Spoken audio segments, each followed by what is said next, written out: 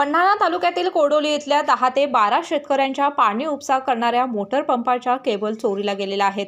याबाबत कोडोली पोलीस ठाण्यात तक्रार नोंदवली असून चोरांचा ताबडतोब बंदोबस्त करावा अशी मागणी शेतकरी वर्गातून होत आहे।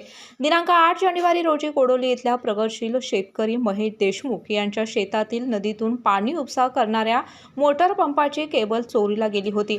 याबाबतची तक्रार श्री देशमुख यांनी कोडोली पोलीस ठाण्यात नोंदवली होती, परंतु त्यावर कोणतीच कारवाई झाली नाही आणि काल रात्री याच परिसरातील नदीतून पाणी उपसा करणाऱ्या साधारणपणे 8 ते 10 शेतकऱ्यांच्या विद्युत संचाच्या केबल चोरीला गेलेल्या आहेत। एकाच रात्री इतक्या मोठ्या प्रमाणात केबल चोरीला जाण्याचा हा या परिसरातील पहिलाच प्रकार असावा। या चोरीमुळे या शेतकऱ्यांचं साधारणपणे 2 ते 2.5 लाखांचं नुकसान झाले। या चोरांचा ताबडतोब बंदोबस्त करावा अशी मागणी परिसरातील शेतकरी करत आहेत। नमस्कार, मी महेश देशमुख। काल 12 तारखेला आमच्या 10-12 जणांच्या शेतकऱ्यांच्या काल मोटरच्या केबली चोरीला गेल्या आहेत। अंदाजे 2.5 ते 3 लाखाच्या केबल काल चोरीला गेलेल्या आहेत। तरी आम्ही पोलीस प्रशासनाला विनंती करतोय की आपण लवकरात लवकर याचा तपास करावा व अज्ञात चोरट्यांना पकडण्यात यावे। धन्यवाद। स्पेशियस, लक्झुरियस, सगळं मिळेल अगदी मनासारखं।